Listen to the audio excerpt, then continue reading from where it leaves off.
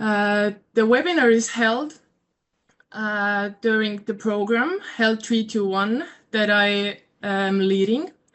I am Madli Rahuvaram, Health Tech Development Specialist from Science and Business Park Technopol, which is based in Tallinn.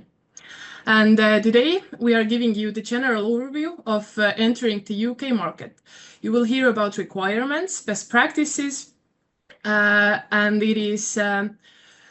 it has the nuances that healthcare or life science companies need. So let's see the agenda first. The first speaker will be Andreas Heikki Paint, and Heikki will give us the general overview of the UK market entry. He's a branch trade advisor from Enterprise Estonia. The second one will be Wael Muslami. He is the Senior Investment Manager of Life Sciences working in London and Partners. And he will get the overview more sector specific.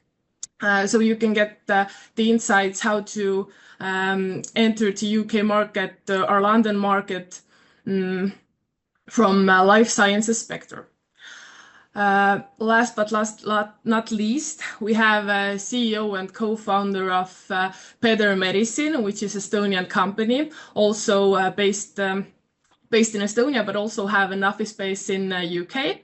And Helena will share her experience how to enter or how the process went to them when they were entering the UK market.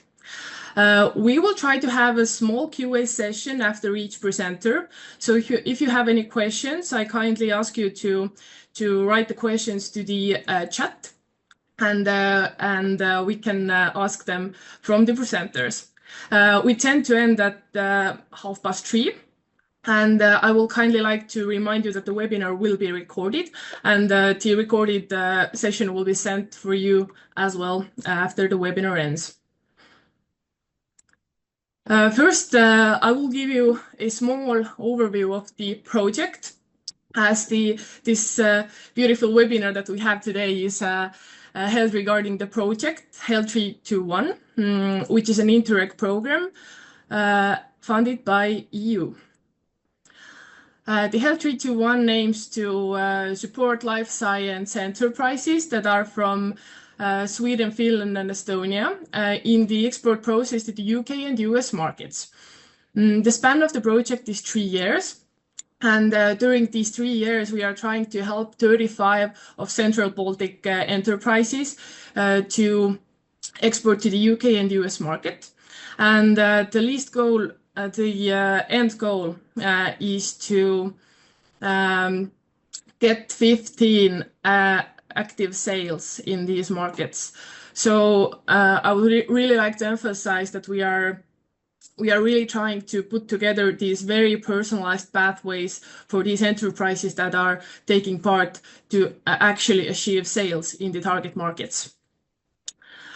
If you are one of the companies that are chosen to the project, the value proposition that we are offering you is up to 20,000 euros worth of EU-funded support. This support includes market-specific seminars and trainings, tailored and personalized coaching, up to 10 hours. You will have the network and collaboration opportunities with other Central Baltic companies, 3 targeted expert missions, and access to trusted local experts and partners. Also, I'd like to mention that the ongoing support is provided.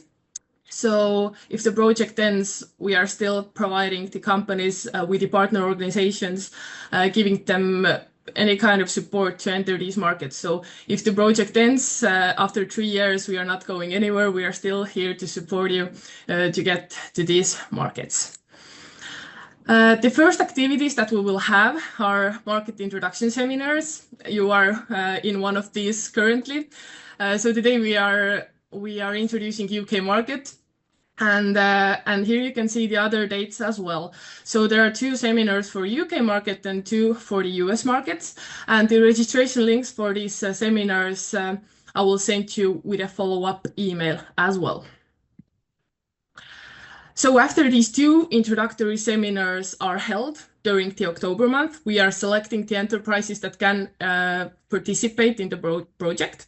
As I mentioned before, there are 35 to 36 enterprises that can enter the program, so 12 for each partner country. And we are choosing them in the second week of November. So the application process is opened. Is actually opened already, but it closes in the 11th of November, 5 p.m. Here you can see the QR code for application. So if you would like to apply right now, the application is opened and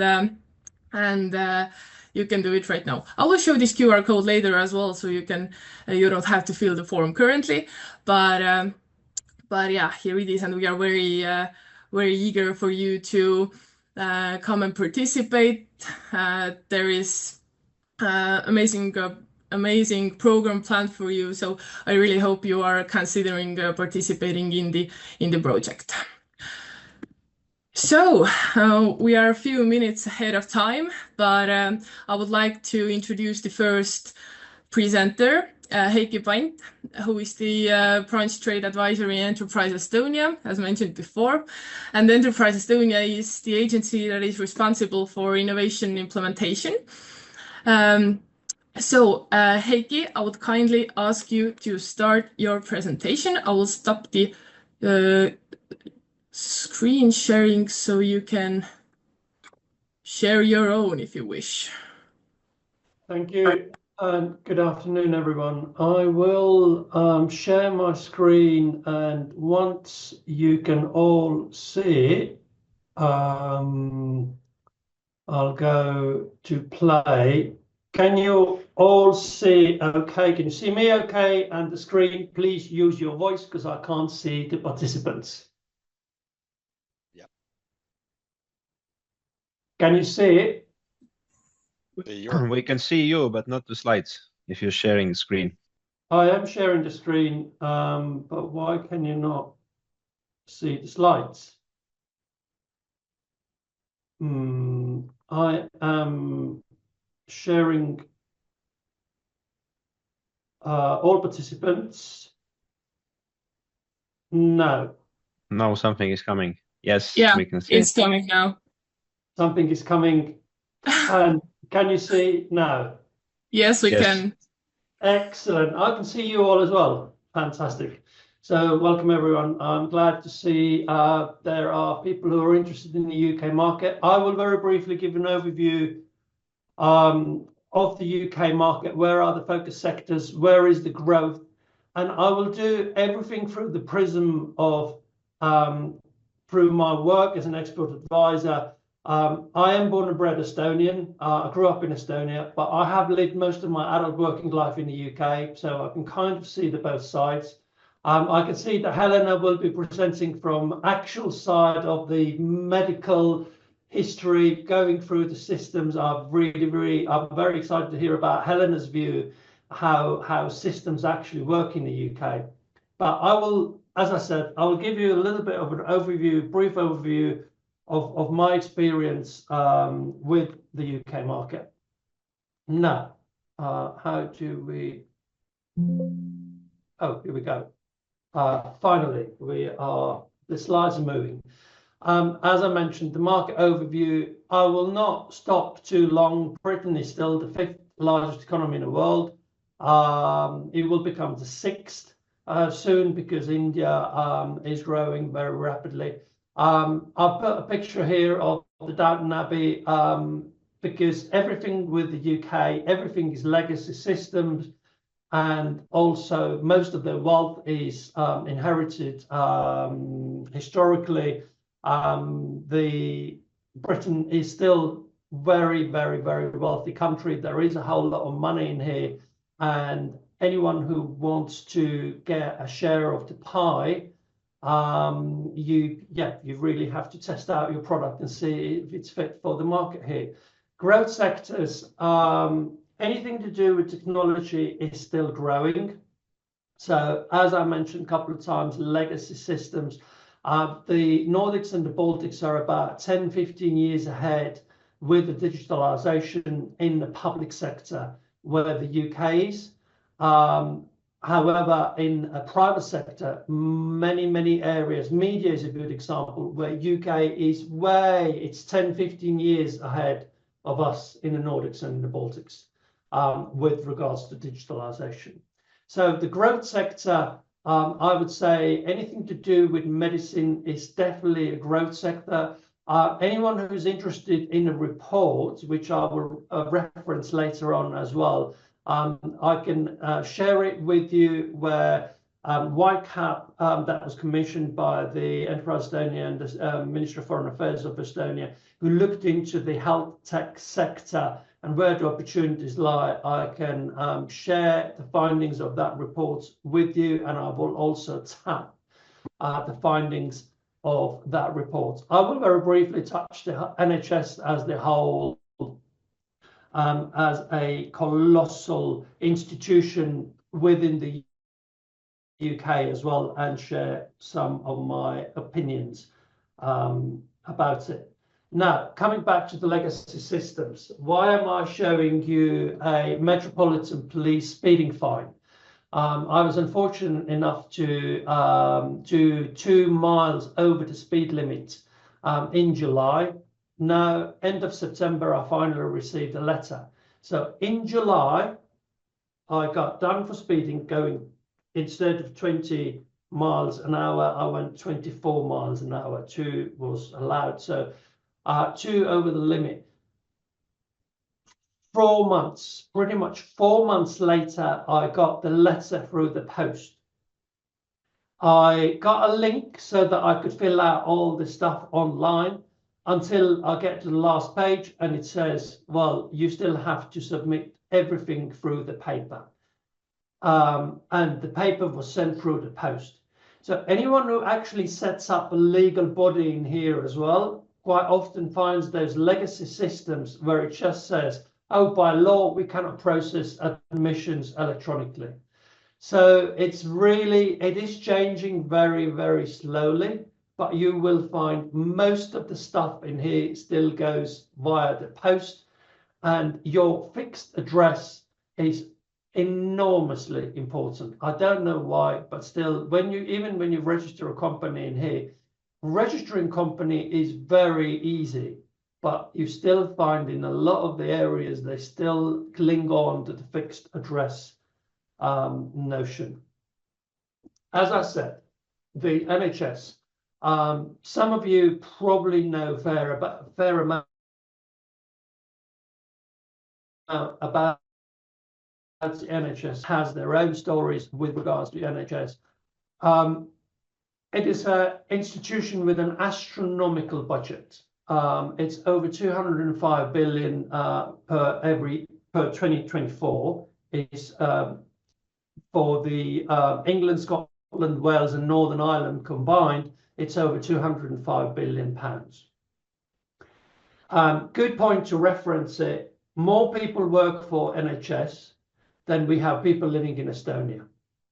So NHS population, NHS workers population is greater than the whole population of Estonia put together. And one of the fundamentals about the NHS is it's always free at the point of delivery, so the NHS can never charge you money. Now, anyone who has studied organization culture, who's into efficiencies, who's into efficient running of organizations, delivering those changes, the moment they start looking into the NHS structures, they find incredibly fast that, oh my God, this organization is impossible to manage because the sheer size, 205 billion pounds and 1.5 people. How do you manage organization efficiently?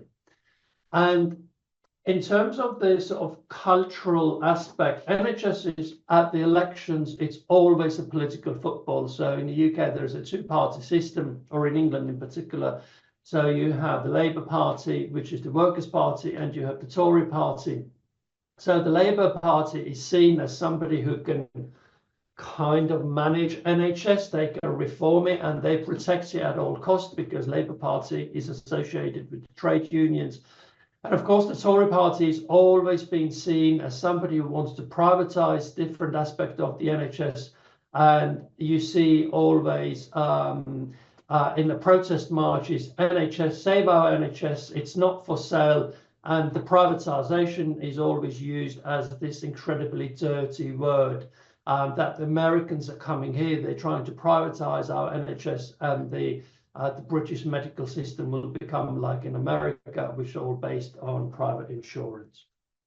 Just to give you a little bit of reference of why the NHS is so important, when London held the Olympics, they had a big segment, an opening ceremony, which was all about the NHS. So one thing you have to understand that the NHS can be criticised for its operational inefficiencies, but the NHS, it's almost like a religious sect. It's like a religion in the UK. It's something that they so fundamentally, passionately believe in. It's something that saves them.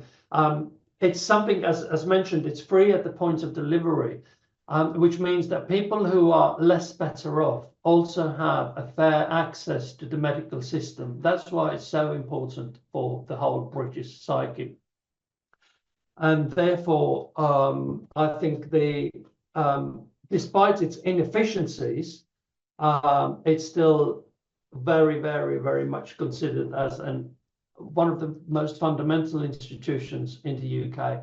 With the royal family, with the BBC, the NHS is along there. I mentioned the digitalisation.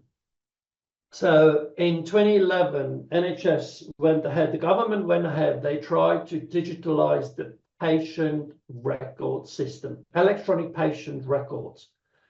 10.1 billion pounds was wasted. What happened? They tried to procure IT systems so that electronic patient records would be stored and they could travel between the different hospitals and different foundations, etc. What happened was that a couple of tabloid newspapers run scare stories. Oh my God, your neighbor's going to see what's your medical history, and they will see basically what's wrong with you. And as often with the British system, it's the tabloid media who pulled the plug, something that could have actually worked, but they pulled the plug in the system and they wasted £10 billion in 2011. Now, today they are finally going around in second phase, and bit by bit, they're now trying to digitalize the patient's electronic records. Coming back to the NHS, if anyone wants to learn more of how it works, I'd really encourage you to use the AI tools. AI explains it fairly simple language. There is always a question of how much you can trust the artificial intelligence. However, if you want to find out about how NHS England structure is set up, what are the clinical commissioning groups, the healthcare services for the local area? What are the NHS trusts? What are the NHS foundation trusts? Another thing that I saw, one of the people who had registered asked about the regulatory bodies, how the CQC works, the Care Quality Commission, and I will reference the CQC later in my presentation as well. And also the professional regulators and the role of General Medical Council and professional bodies such as the British Medical Association. Those are the reason why you have to be aware of all these abbreviations, such as CQC, for example, is that when you actually get to a point where you are having these conversations with your British partners, you will find that they use a lot of those abbreviations, such as the NHS Foundation Trust and CQC and professional regulators, GMC, British Medical Council, all the rest of it. you have to have a kind of rough idea what is the role of each institution. As I said, some of those institutions are so complex you will never be able to understand all of what they do, but it will be helpful to have a little bit of understanding of what they do. And also the role of the different legal bodies play, such as I mentioned, the trust, the NHS trust, the community trust, and also, for example, the role of charities within the whole system. And I'll come back to the charities, why that is important in a minute or two. So as I mentioned, the NHS challenge overall is that the population is aging. NHS is quite often a big legacy system.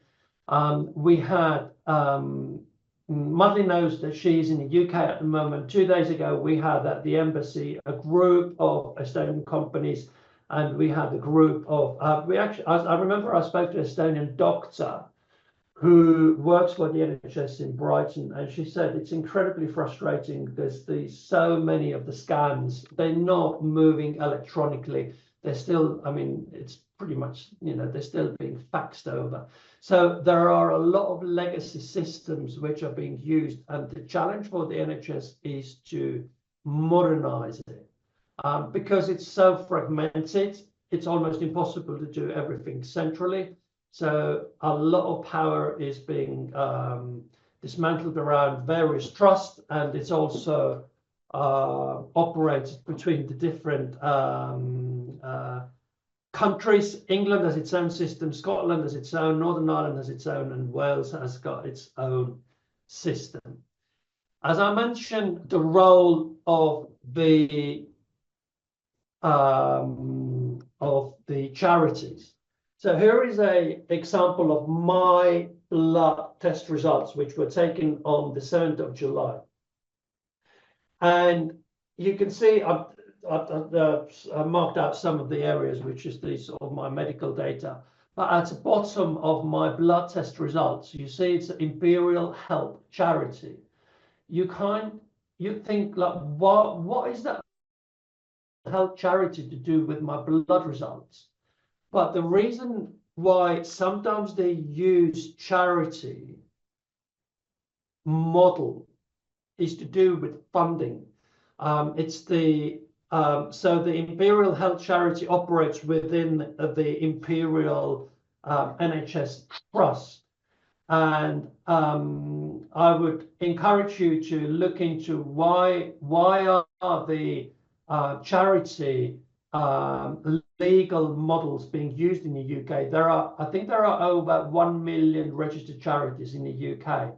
So quite often when you look for partners and you start dealing with companies and you find somebody who is actually your match, and then you find out why are they registered as charity. Quite often it's to do with the way they receive the funding, or they can apply for the funding. Oh, sorry. So that was the Imperial sidetracked here. So the role of charities. I mentioned the Estonian reputation in the UK that commissioned market reports that the white cat seed. If anyone is interested, at the end of my presentation, you can see my email. Please contact me. I'm happy to share that report with you.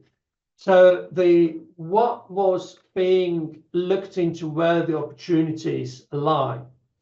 And everyone, not everyone, but a lot of people in the UK are aware of the sort of digitalization success in public services that the Scandi countries have had and the Baltic countries have had.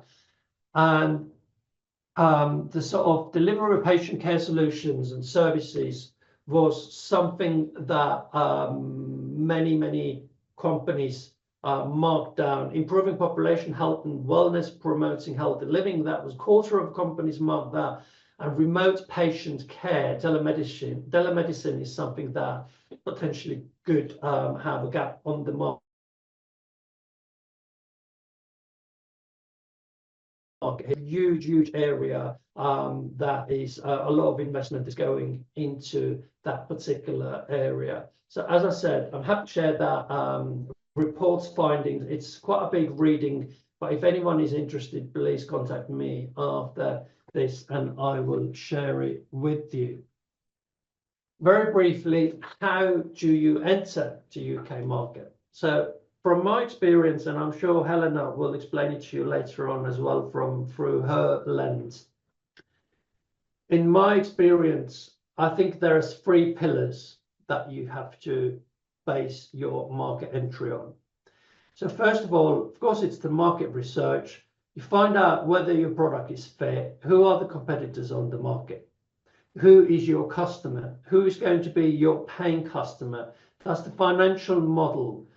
Is there enough for everyone in the, does everyone get their fair share after you do the pricing and you provide your service or product from our region?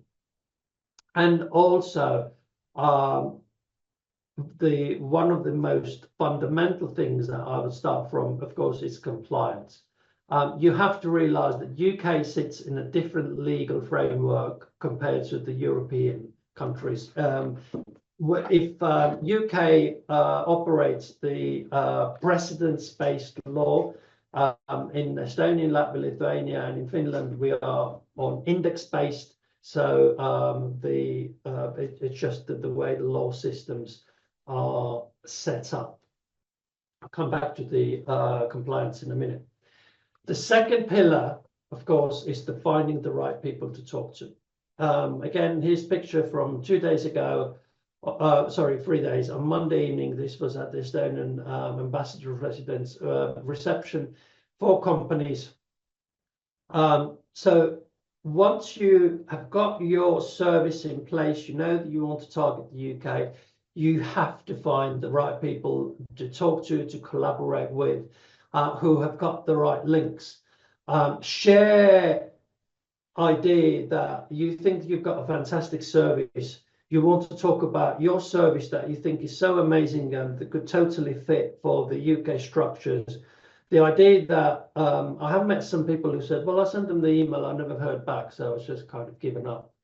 The fact that you send an email from, I don't know, from the Nordics and you expect a response, it's highly unlikely. Unless you're buying something, you may hear back. If you are the selling partner, it doesn't quite work like that. So your role is to identify the right people. Who do you need to work with? Technopol is a very good partner for that, who links you with the right partners in the UK.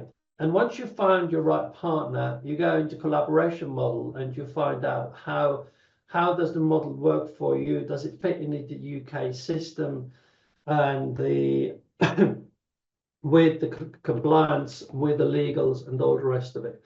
As I mentioned, I'll come back to the compliance side. So the UK is, everything is based on precedent, and the legal systems is so different compared to for example, compared with the Estonian systems. So most of the medical experiences that you have, you quite often find that especially when you use private providers, and I'll come back to that later on in my presentation, you quite often feel that it's the compliance that trumps everything. And because the whole, the second picture you see, it's called the ambulance chasers, because the whole industry of medical negligence here is so big. So this morning when I walked to the embassy and I walked through the Hyde Park, and I was listening to radio, one of the first adverts that came on was, have you been a victim of medical negligence? Do you know you could be eligible for compensation?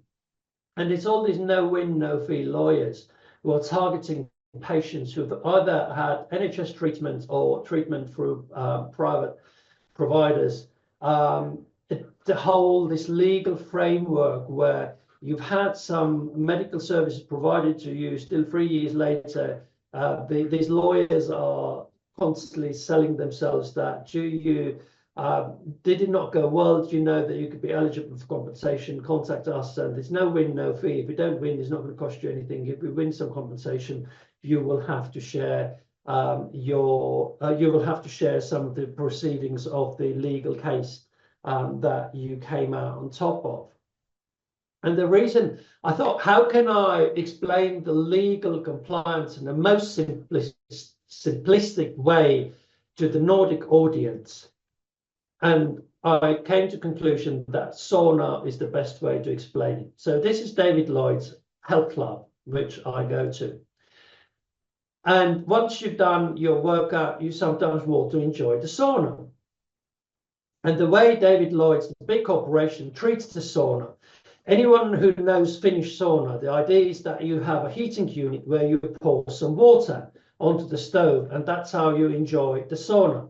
The way David Lloyd's Health Club treats the sauna is hot, cold, do not touch. So first compliance issue is they have to put a sign out that I, as a customer, I cannot go and pick up a hot stone because I could potentially damage myself. If that sign was not there, if I didn't have any common sense of taloupojatarkkuus or maalaisjärki or however you call it, if I didn't have any of that, I could potentially damage myself. I could potentially injure myself, and that would be a liability. So the fact that they have cautioned me and they said, do not touch hot stones is a legal compliance.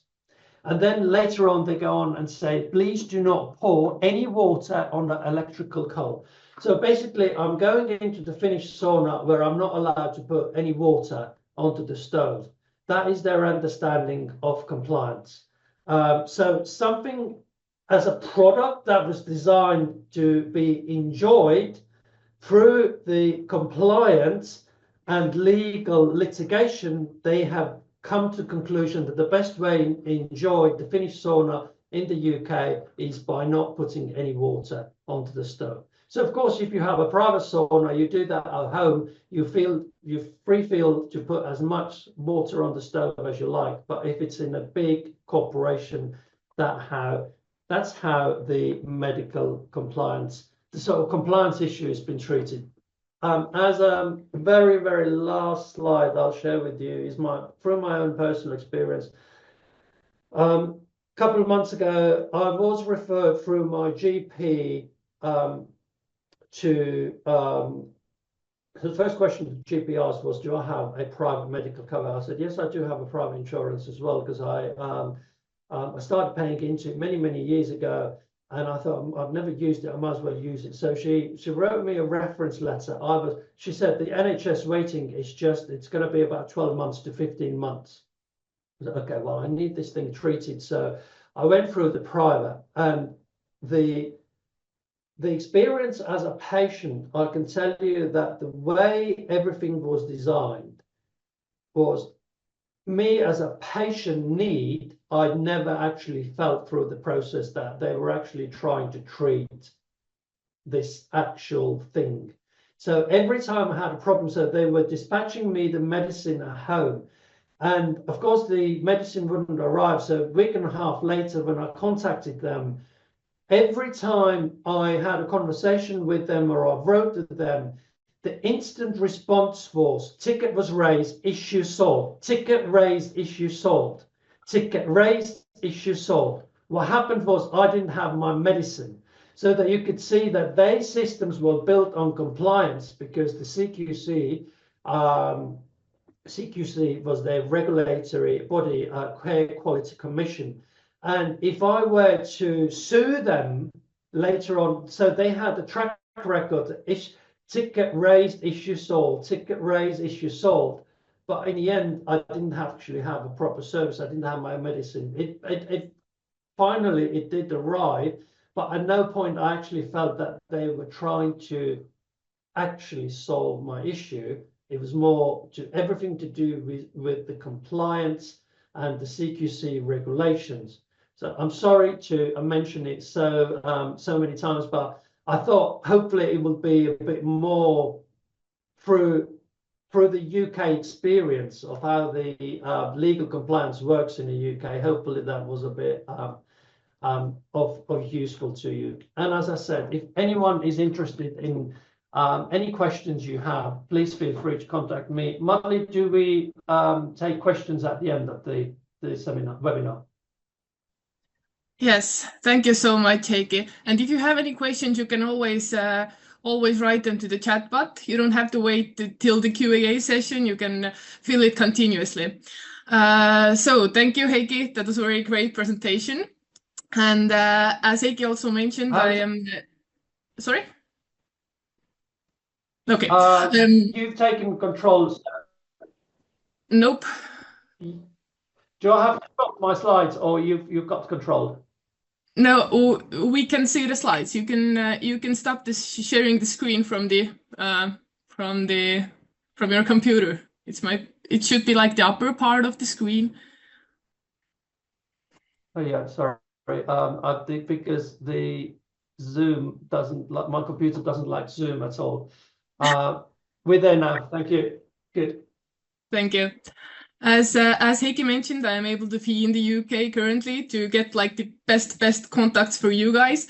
So about the NHS, just a few words. I have heard some very good and some not so good things about the NHS during my visit, but I can assure you that we have gathered some very good contacts that have gone through the NHS, that knows these processes like in depth.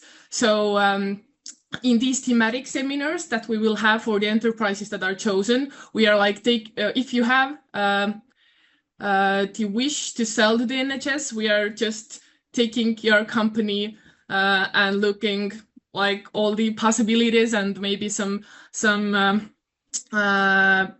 and minuses about your enterprise that could like help you to enter the NHS. So we are really trying to help you to the market, just to emphasize that well. But let's go on. Thank you all for sharing your screen already. And now Weil will give you an overview of from the life science sector. So go ahead. Thank you. Good afternoon, everyone. Thanks for providing this opportunity. My name is Wael Musulmani. I am a Senior Investment Manager for Life Sciences at MedCity, which is part of London Partners family. Today, I'm going to provide you an overview of the life science sector, particularly in London, and the support available for international companies who are looking to expand to the city and set up your operations in the UK and particularly in London. So MedCity is the cluster organization for life sciences in London. We were founded in 2014 by the Mayor of London and by the 4 major life sciences universities in the city, which are University College London, UCL, Imperial College London, King's College London, and Queen Mary University of London. Those universities are our partners, so we work in close relationships with these universities. As I said, we were founded 10 years ago, but last year we merged with London Partners, which is the London's business growth and destination agency covering all the sector, not just the life sciences sector. So MedCity became the life sciences specialist within London Partners. What we do is that we work in close partnerships with our founder universities to support the innovation in the life sciences sector and to drive inward investment in this sector to the city. We support companies accelerating their innovation, connecting them with the NHS, with the charity sector, with research institutions, even with VC investors to support accelerating their technologies. When we say London for life sciences, why London for life sciences within the UK, we have a lot of kind of strength points that let international organizations think, yes, London is the destination for us. First of all, briefly, we have the world-leading research and exceptional healthcare system. In London, there are 3 of the top 15 global university for clinical and health research in UCL, Imperial, and King's College. And in the last university ranking, Imperial College was ranked the top university in Europe and the second in the world. So that shows you the academic excellence and the research environment in the city. As we are very close also to Cambridge and Oxford within 1 hour by train, so that brings the number up to 5 out of the top 15 universities in the health and life sciences sector. Huge opportunity for research and for science. We have in the city 37 biomedical research centers, a huge population, around, I would say, 9 million people living in London and the area around it, having access to the NHS services within London. So we have lots of population. And it's not just a huge amount of population, but also so diverse. London is one of the most diverse cities in Europe. With all the clinical research excellence in the city, there is a huge opportunity to run clinical trials in the city as you have the diverse population, so you can test your product for global markets, leverage the diversity that we have in the city. London is not one innovation district. Actually, we have in the city 8 innovation districts anchored around the leading institutions and academic centers, and each innovation district has its own strength and subsector focus. Some districts focus on cell and gene therapies, others focus on digital health, third sectors focus on medical technologies, and others also focus on oncology.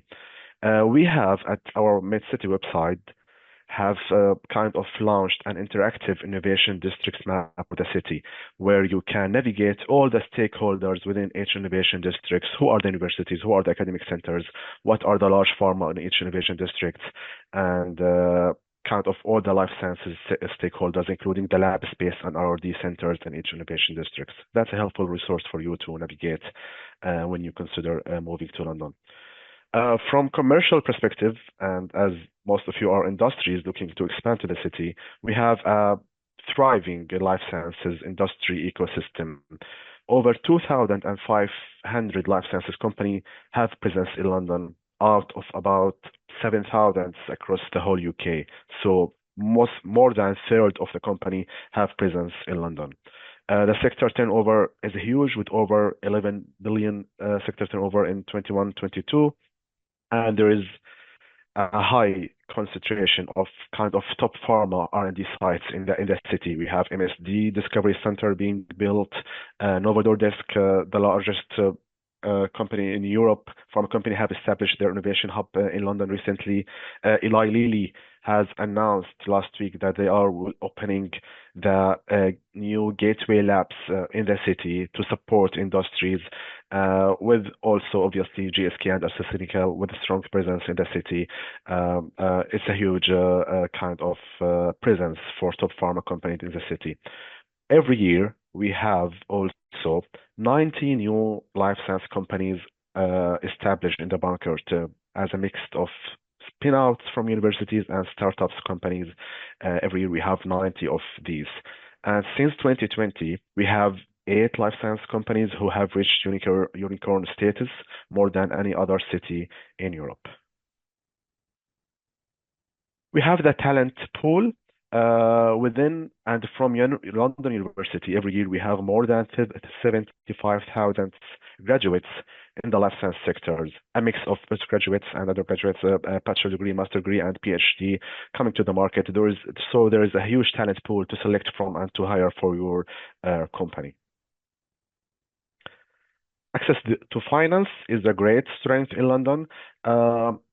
We have in London more than 80% of the UK VCs are based in London, and the number of VCs in the city focused on the life science sector is over 160, and that's more than any other city in Europe. There are also lots of grant funding organizations focused on specific subsectors and indications who provide a generous support for early stage companies. We are the largest financial center in Europe and the second largest in the world. There's also a huge opportunity for collaboration in the city. We have the Europe's largest biomedical research center at the Francis Crick Institute, which is very close to King's Cross station at St. Pancras stations, with the international connections to Europe within less than 2 hours. Huge medical research centers. The largest cancer institute in Europe is also in London, the Institute for Cancer Research. The top 4 universities, our founders, Imperial, UCL, King's, UCL. We have 7 biomedical research centers to conduct clinical trials, supported by the National Institute for Healthcare and Research, the NIHR.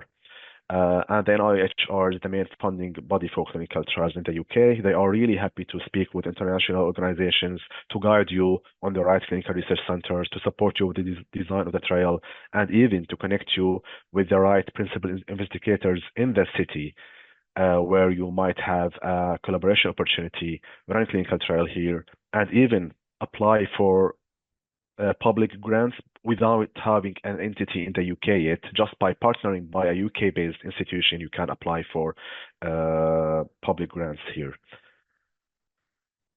We are ranked first as the UK in terms of international collaboration. I have showed the 7 innovation districts that we have in the city, and as I said, it's a huge opportunity for collaboration. I know that I don't have lots of time, but so I wanted to kind of summarize the services that we provide at MedCity for international organizations. We are not for-profit organization, so our services for you are free of charge and confidential. We provide a free one-to-one consultancy calls for you. We act as a landing pad for you to kind of navigate the ecosystem. Know who are should be your partners, whether you are looking to run clinical trial, or whether you are looking to raise some funds, you're looking to build some partnerships, to have some research collaboration. We support you. If you are at later stage and ready to access the market, we also signpost you to the right organization, NHS organization that supports you to access the market here in the UK. So we act as the landing pad, the front door for you. Happy to have free one-to-one calls with all of you. If you look at the left-hand side of the slide, these are some of the programs that we run to support you. So we have the investment hub. We host regular pitch events, and we have over 200 VC investors and angel investors in our network. Every quarter, we provide opportunities to life science company to pitch in front of our network of investors. We run some collaboration programs, provide small grants to company to enable them to kind of run research in collaborations with our partner universities. We are one of the delivery partners for the Digital Health London Accelerator. And by the way, this one is open for international organization.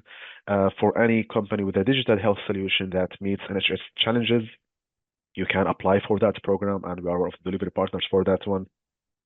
We also have brought together expert diagnostics, clinicians, academics, and even large corporates like Roche Diagnostics, where we have established the Diagnostic Growth Hub to support companies with reviewing your technology and knowing how to validate these and what are the next steps in order to be able to access the market.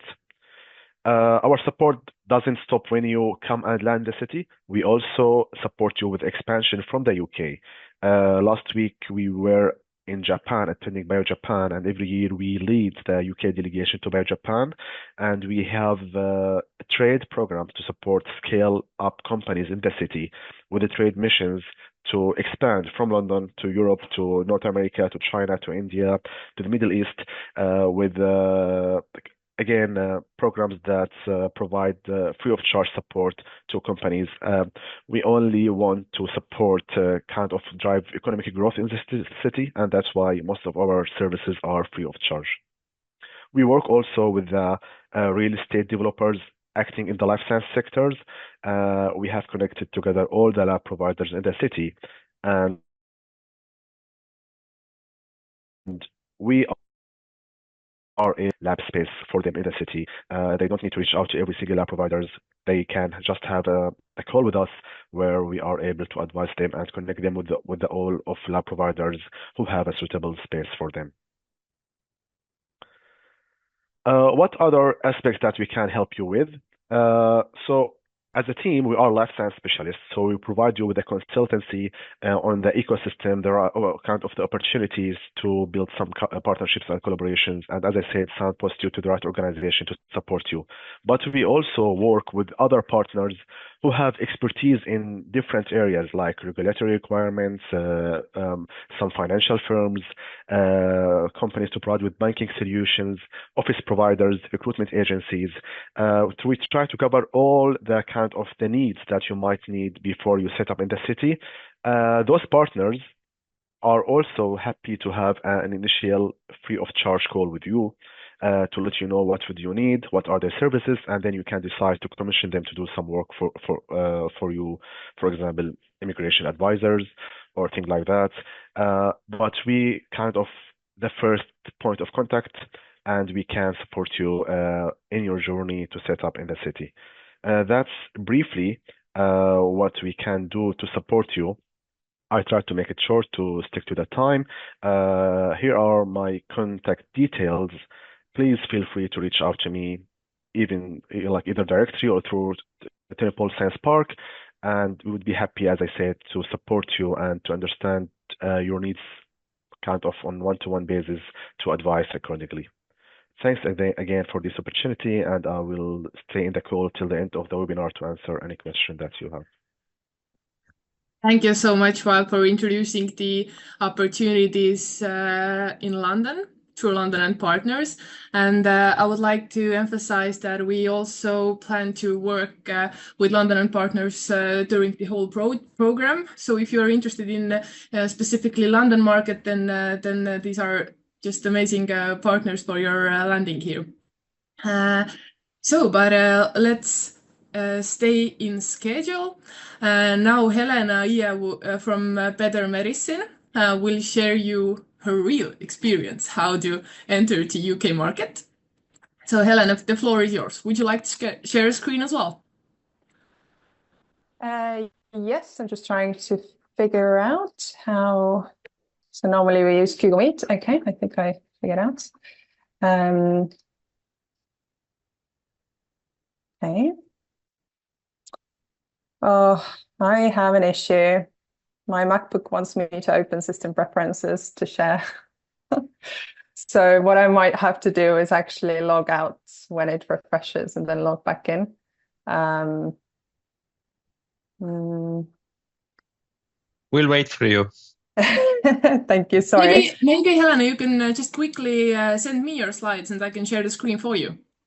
That could also Sorry, be. we should have done it before. It's my bad. I'm sorry. I think it's easier if I just label it, then log back in. It's just easier. Yeah. So I'll come back quickly. So we have some free chatting time. There is a question to any speaker. So fortunately we have Val and Andres here. You can answer. Can you see the chat board as well?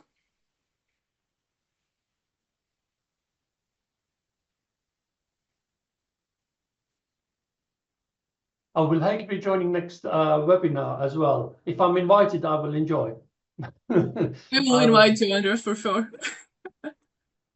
I will very briefly. I'll also explain to, in addition, how whilst Helena comes. Oh, we've got already. So I'll shut up. Ellen is here. Excellent.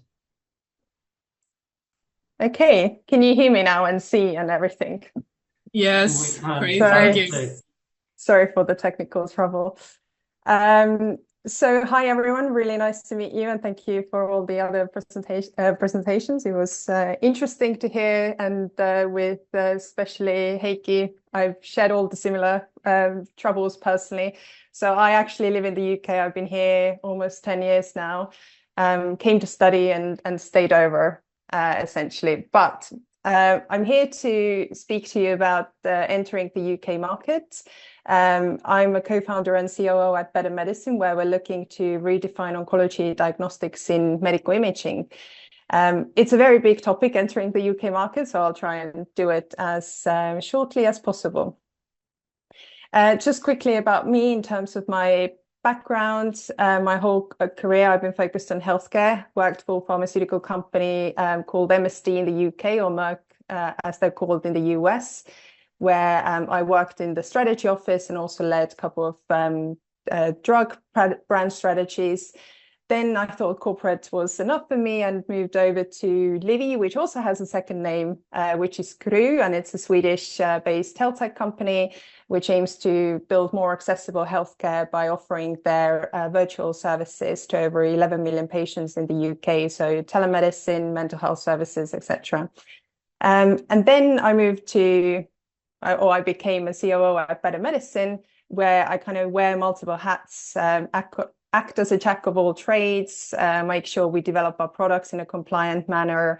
So anything MDR related, also I can answer. I make sure we develop our,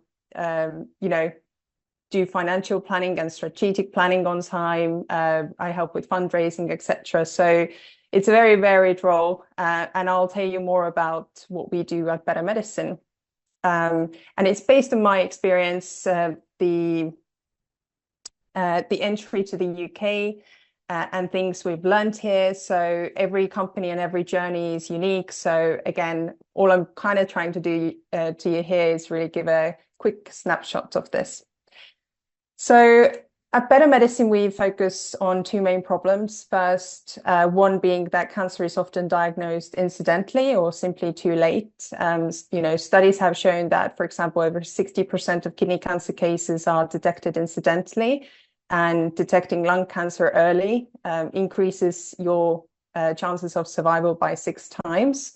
At the same time, the second problem that complements this is that half of radiologists' work is spent on repetitive tasks that could be automated. And there are over 400 million CT scans done in the world per year alone. And that has actually doubled compared to 2006. And that's, of course, aging population, better diagnostic capabilities, and access to imaging. Now, there's a critical gap between increasing cancer incidence and radiology shortages, and it's actually a really, really big thing in the UK, where actually the Royal College of Radiologists have said that if nothing improves, the UK's actual radiology shortfall will hit 44% by 2025. So I believe they said that in 2022, and I don't think anything has really improved. And that's especially concerning because radiologists, as the primary interpreters of diagnostic images, are often the first to identify abnormalities or conditions and provide essential insights that guide clinical decision-making. So how do we address this challenge at Better Medicine? We are developing AI models designed to act as a second pair of eyes for doctors or radiologists assisting in cancer detection, while at the same time significantly increasing their speed and efficiency doing it. So during the first and every follow-up scan for a cancer patient, we find, measure, and classify lesions and nodules with AI. We monitor progression through automated disease dynamics, and then support the structured reporting for improved standardization and speed. So now kind of moving more towards the entry to the UK, I will give you a bit more general overview at the beginning and then go into more specifics. As you know, Heikki already mentioned on it as well, but NHS is facing big challenges. And this graph is taken from the government documentation. And as you can see, about 40% of people are waiting over 4 hours in major A&Es to be seen. And that trend has significantly increased after COVID and even before COVID as well. And I think the other key thing here to show is that only about 60% of patients in the UK receive their first cancer treatment on time and within the 62 days target. So the government has set the target 62 days, and actually only 60% of patients are receiving it. So it's a huge issue, and in the news, you can constantly hear about the missed targets. So that's definitely an area in the UK that companies can make a difference. And I just wanted to highlight some of these challenges. So maybe for the rest of the presentation, you could think that what challenge in the UK health system is your product or service solving. Now, often when we think of entering the UK, we mostly think of the NHS, which is over 70-year-old healthcare system. However, I'd say that there is not really an NHS as we may think of it in the Nordics or, in this health ecosystem. But there's rather hundreds of independent decision-making organizations around the country. Currently, the NHS England is made up of 42 integrated care system, whose goal is really to bring all of those organizations under more condensed one umbrella. You've got primary care networks under this, NHS trusts and foundations, local public health services, social care, etc. There are lots of stakeholders who hold budgets and make decisions. Therefore, there's no simple way of selling to the NHS. And you should not really aim to sell to the NHS as a whole. You need to understand which section holds the right budget and who are the right decision-making organizations within your area. Now, when talking about the UK healthcare market, I wouldn't want to forget about private health and private health insurance, because as the NHS is pushed beyond its limits at the moment, more and more people are turning towards private health insurance. So you heard of Aki's experience. I personally also have private health insurance, and I can tell you about my experience later if you're interested. But the main thing is that the share of UK adults using health insurance has nearly doubled in the past year. News articles here that 1 in 8 Britons say that they pay for private health services. And that doesn't have to be insurance. It could be private diagnostics, mental health, private mental health, because again, waiting times are very long for seeing psychiatrist or GP appointments, which also could be private. Now, I put together a flowchart which aims to be a very simplified version of the journey that one could take into the UK market. And it's based on my experience and knowledge and talking to other people. But again, journeys could be different. So first, when you're thinking of entering the UK market, you should really ask yourself, is my product or service ready to enter the UK market? Meaning, do I have the regulatory approvals in case of medtech businesses? Do I have the CE marking? Have I shown it working somewhere else? Have I shown it working in my home country, for example? If that's not the case, you should ask yourself, but do I want to develop or validate my products or service in the UK? And if the answer for this is also no, I would say, do not enter the UK at the moment, but instead slowly start understanding the landscape. Go on trade missions, find organizations who can make you those contacts. So either MedCity or Nexus, or there are loads of different organizations in the UK who can help you with it. Meet local experts, understand the healthcare system here. Now, if the answer is yes, you should ask yourself if you have sufficient funding to develop or validate the products in the UK. Now, with a lot of startups, the answer is actually no. And my recommendation in that case would be find a partner organization or clinical advocate through those organizations such as MedCity and others who are very interested and excited about the idea and see the value in the healthcare system and apply for innovation grants together. So UK has an amazing grant landscape. There's UKRI, CBRI, Healthcare, NIHR, charities. There's so many grants out there for everyone. So definitely make sure that you look into those. For some of the grants, you don't need to have a UK body. For some of the grants, you do. So again, depending on the grant. Now, if the answer is yes, that you do have sufficient funding, I think the same kind of applies here. Find a healthcare professional, clinical advocate interested in your products and go develop or validate it with them. And during that process, ensure that you bring stakeholders also who influence the buying process when, for example, designing your validation. So you want that at the end of the validation, the buyer who holds the budget would actually be happy with the data you're also providing.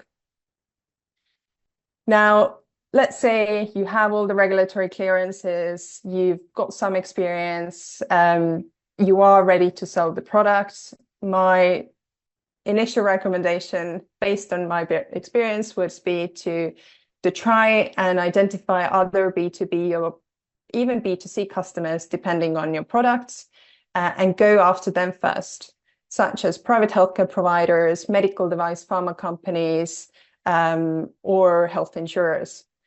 And this is because while you're generating revenue and it's surviving as a company, you can work on entering the NHS in parallel. You're going to start having some experience in the UK health ecosystem, and at the same time, you as a company are not in financial trouble because you're putting all your eggs into the basket of NHS.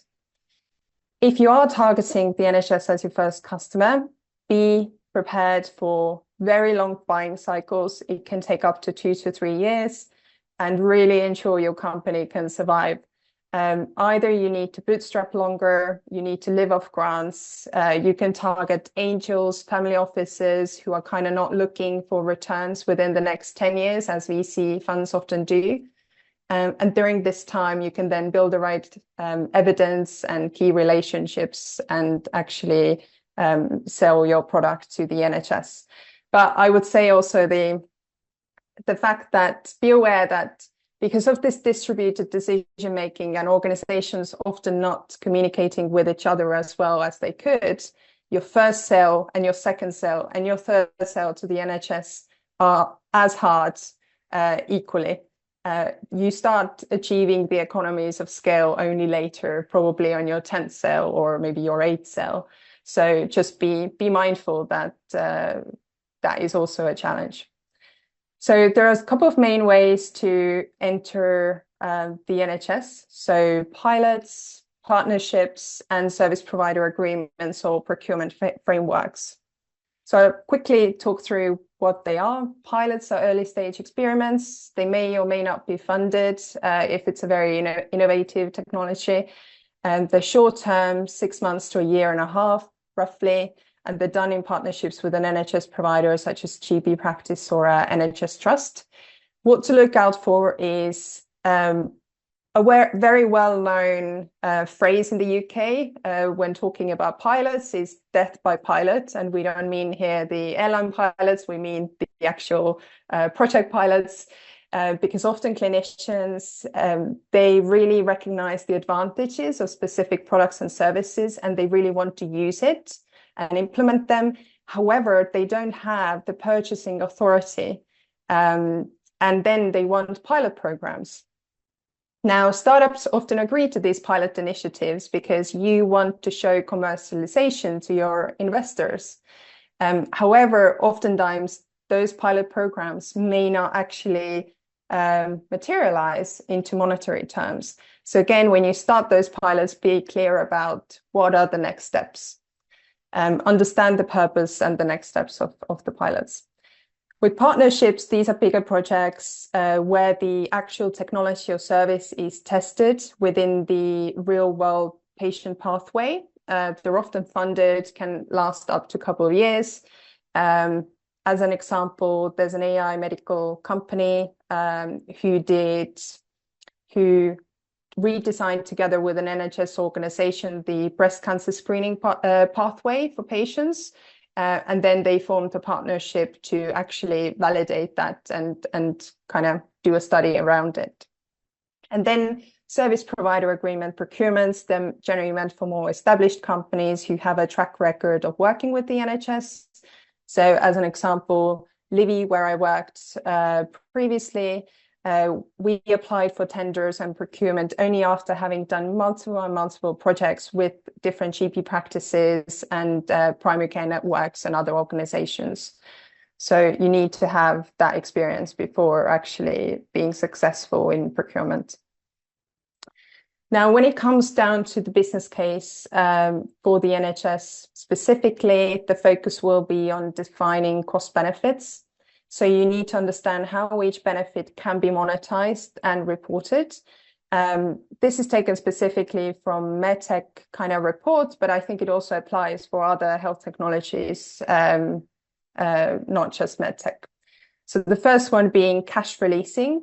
So let's say that a hospital invests in a new automated diagnostic machines that reduces the cost of running blood tests, and that can actually result in direct cash saving, which then allows the hospital to use the saved budget elsewhere, and there's a direct cash benefit. Then you have financial but non-cashable. As an example, a new electronic patient record system, which we already talked about, that could reduce time for doctors and nurses to spend on admin tasks. And that time that's saved could be reallocated to more patient-facing duties, improving the quality of care, improving patient satisfaction, etc. But even though no actual cash is generated, there is value in the time saved.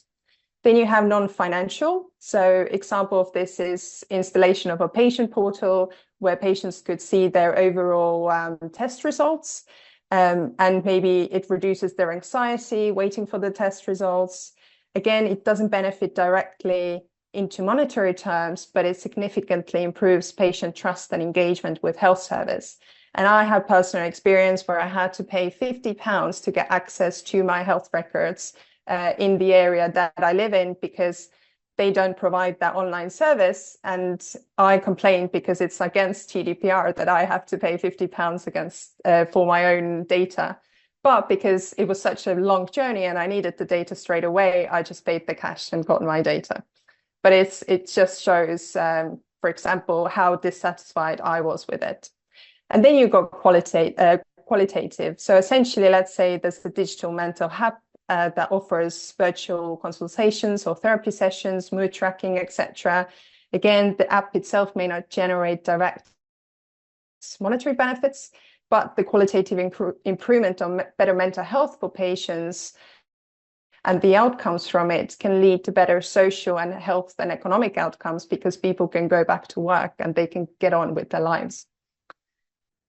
So our experience in the UK is that it has been a long journey. I'm not going to lie. We first started with trade missions a couple of years ago, going from Estonia to the UK to understand the landscape, meet local friendly people. And for us, actually, Leeds Health Ecosystem is where we felt like we were welcomed the most. And we also went through their accelerator, which is called Propel program. We then became part of the Nexus community, which essentially aims to connect Leeds Teaching Hospital and University and give you the right access and tools and network to reach those clinical people. Then we found those people and wanted to apply together for an NIHR grant, which was mentioned previously as well. However, unfortunately, we weren't successful because admin issues and other issues. But in parallel, we wanted to make sure that we are not just waiting for the grant application, because it can often take a long time. But we wanted to find ways to still work with the key opinion leaders. And therefore, we decided to do a validation of our current product on a retrospective trial. And we actually self-funded it, or kind of self-funding it at the moment. And it seems a very simple thing to do, to sign a contract. We want to do this retrospective validation trial to the actual contract. Firstly, we had to define informally what we want to do with the clinical advocates. You need definitely clinical interest to proceed. No one's going to even do anything if you don't have clinical or KOL in the area. Secondly, we developed protocol and design of this validation trial. And then in parallel, because we needed imaging data, we had to fill in data access forms, DPIA, etc., etc. And I would say what took the longest was actually getting through the governance process and getting things reviewed. Filling documents is easy, but getting things reviewed takes time. Often meetings got cancelled or pushed because they had so many applications to review, and therefore our application just wasn't the priority at that point. What does governance means in the UK? Essentially, they check you're doing things ethically. You're quarantining patients, anonymity, GDPR is fulfilled, etc. So they're the people who say, can you proceed with this or not? And also, if you want to do a prospective trial, you have to member ethics committee application, which is another hurdle to go over. But we didn't need it because it was retrospective. And once the approvals are there, you sign the contract. Now, for this process to take us a year or minimal amount of time, you really need to be on top of it and know who to reach out to get information, and someone needs to have the ownership in your company to fully push it. And last thing, what to have in mind when entering the UK market, know the NHS and your target customers and their challenges, understand who pays for your product, who advocates for your product, and also what are the biggest ecosystems for your area. So MedCity was talking about life sciences in London, which is very huge. It's also huge in Manchester. There are sectors, or there are areas in the UK that are very focused on mental health improvements and technology. So find out where are those clusters of people and communities where that your service or product is particularly relevant. UK has incredible health ecosystem. Use it really well. There are some organizations written here. I'm not going to name them, but then at the same time, it has many layers. It's like an onion. You often don't get to the right people straight away. It happens through introductions, or introductions through introductions. So whereas in Estonia, we can pick up the phone and call the clinician we want to talk to straight away, in the UK, you don't really do that. You plan meetings, you schedule them in advance. Firstly, to get to the clinician takes a couple of months, right? So have the time and be aware things don't happen overnight. I would say, again, don't put all your eggs into one basket. Look at private market first, or maybe even other countries with similar economic alignments, to make sure that you don't run out of runway whilst waiting for those NHS pilots. And then once you're ready to enter, have someone in your team who knows the NHS inside and out and has the right language, which I think the right language is really important. If you have someone who just sells the product left, right, and center, NHS doesn't work like that. You have to sell patient stories. You have to sell experiences. You have to talk about system challenges. You have to sell the why rather than the what, and be very specific and clear about it. Then once you actually have NHS contracts under your umbrella, sell those best practices of those organizations. The best influencer of an NHS organization is another NHS organization. So if you have experience with one, then use that to get another one, because they trust each other. We talked about UK grants. Just want to mention that often the 100% covered, which again is not the case in many other countries. So I found that fascinating. So definitely make the most of that. But they're also very competitive. So don't be, be aware of that, I'd say. And lastly, evidence in the UK is key. How you back up your claims matters. It also varies based on your safety profile of your device or service. And once you get your evidence in the UK, it's also recognized very well globally. But often NHS wants their own evidence. So if you have an evidence from your home market, it often isn't enough to enter the NHS. You still have to do validation with them here. So thank you so much. And yeah, happy to take any questions. Thank you, Helena. What a great presentation. And I would once again like to emphasize that if the information you heard sounds complicated to you as well, then we really encourage you to take part of the project. And we are trying our best with our partners and expert mentors to help you through these complicated processes. We actually have some questions, especially for you, Helena. So I copied them to the chatbot as well, as they came private. But Yeah. but the first one is that if are you recommended going for selling to private hospitals? Sorry, the question was, do I recommend selling to private hospitals? Yeah. Do you prefer should you prefer private hospitals to the NHS? I think that as I said, the decision making happens much quicker. The level of proof might be different that you need. They may accept proof from maybe other countries. I would say because there's much smaller organizations, right? Private hospitals, you do have much more flexibility. You would have much, quicker feedback.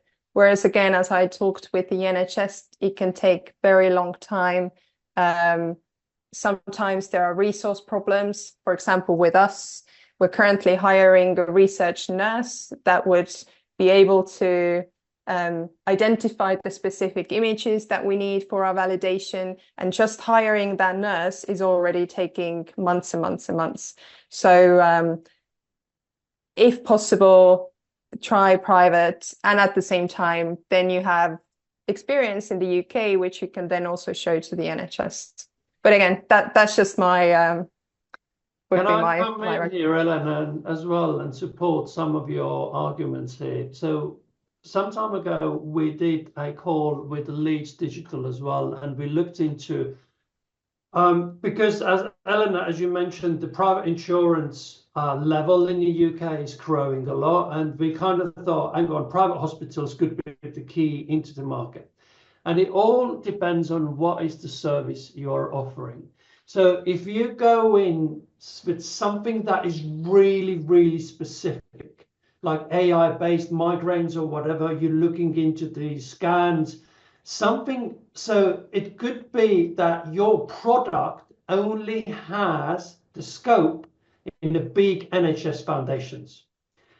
If your product is something very simple, you develop something with, I don't know, hip replacement, which is largely carried out by the private now as well, where the competition in the private is very high.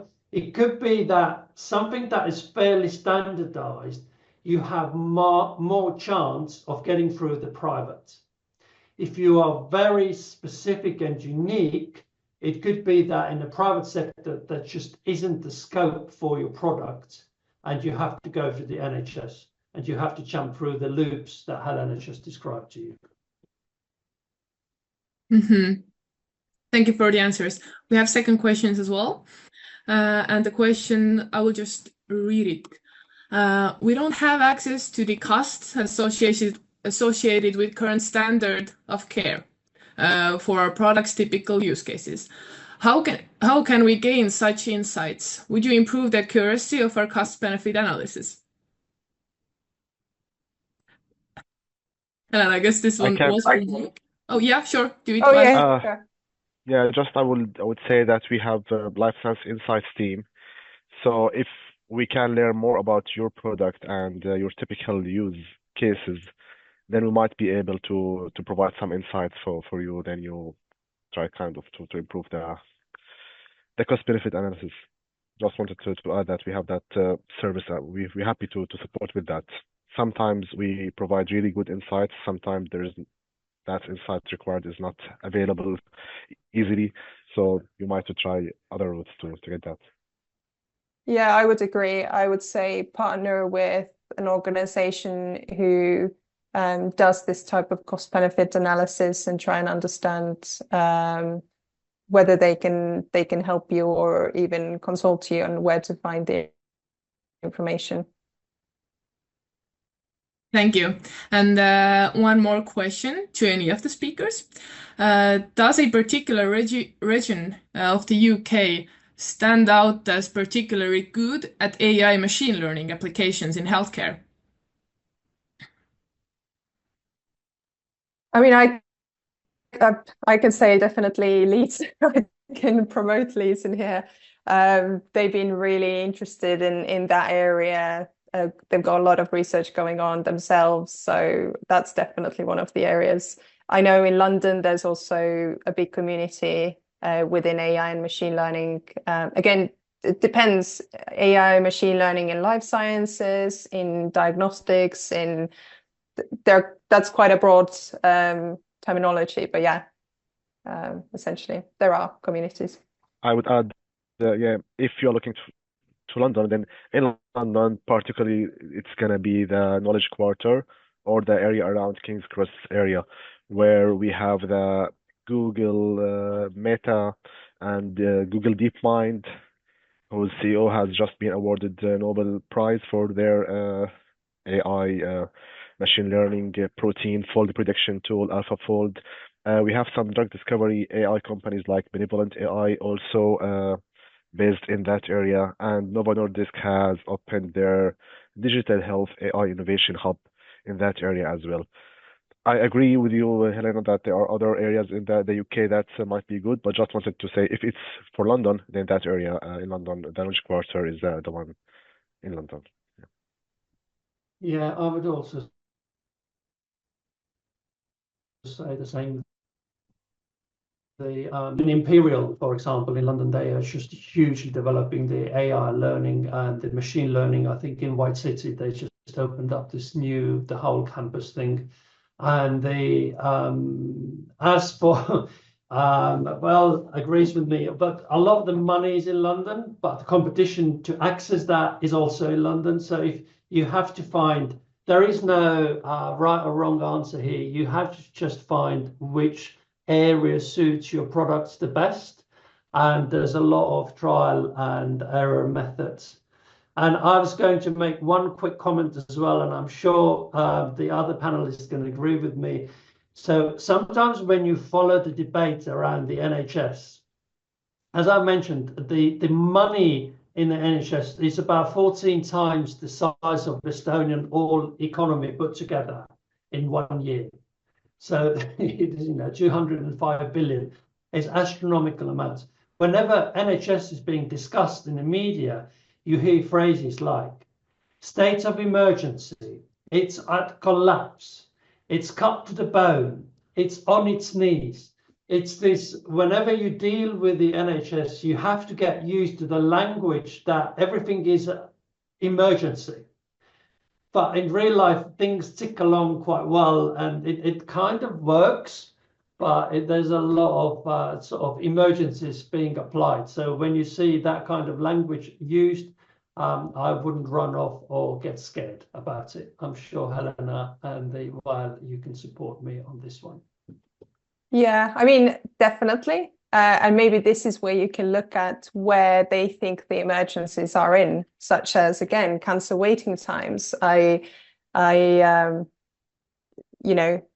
Looking at the data, it is pretty daunting from a patient perspective as well. If something happens, like, do I get the best care straight away, or do I have to wait for a long time? So again, yeah, definitely look into the challenge areas maybe, and where you could have the impact. Thank you.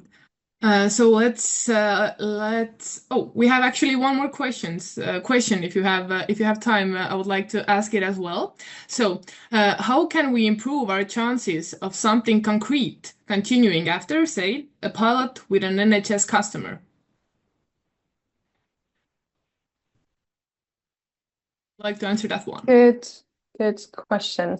I think it's setting the KPIs and expectations, and also involving whoever is going to commission this service or product, to make sure that whatever you're doing is actually in line with what they're expecting. So rather than doing things separately, involve all the stakeholders, get the knowledge, and do it in one go. Okay. Thank you for the answer. So thank you all presenters.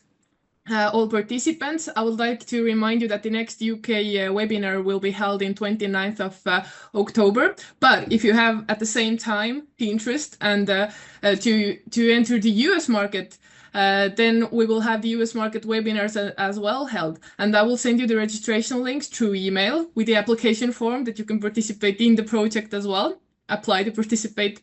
And the next UK webinar, as I already said, held in 29th, is actually a face-to-face event. It's hybrid as well at the same time, but it's held in Tallinn. So I really encourage you to come, get together, and we are doing it as a face-to-face event when at least 10 enterprises are registering to attend at site. So thank you very much once again, and let's meet on the next webinar. Bye, everyone. Thank you. Thank you. Bye-bye.